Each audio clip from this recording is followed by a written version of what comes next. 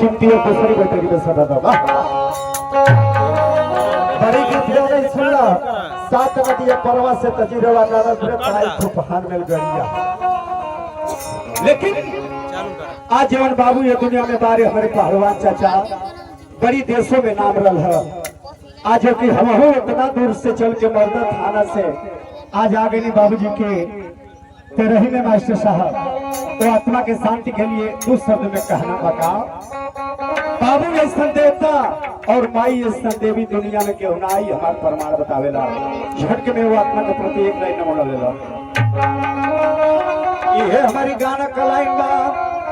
अरे रेलिया पे चढ़ के अरे जहाजिया से उतरी पियार मुनवार गईले।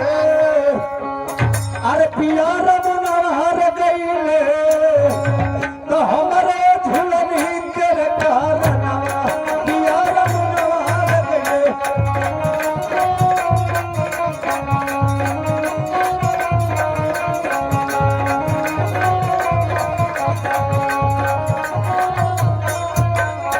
लेकिन आज जैन बाबू हमने के बीच में नहीं थे तो आत्मा के पाते सब रोवत के बाबू रहल हन एगो टाटी बन के रहल हन।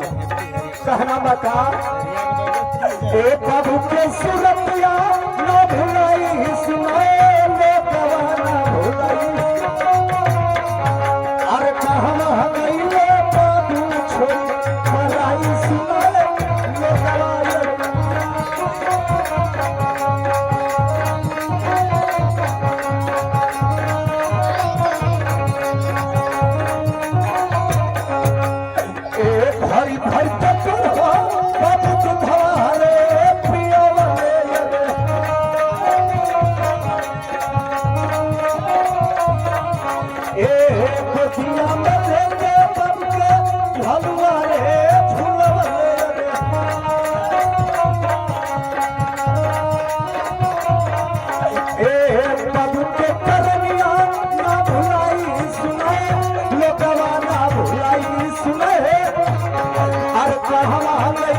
बाबू छोड़ी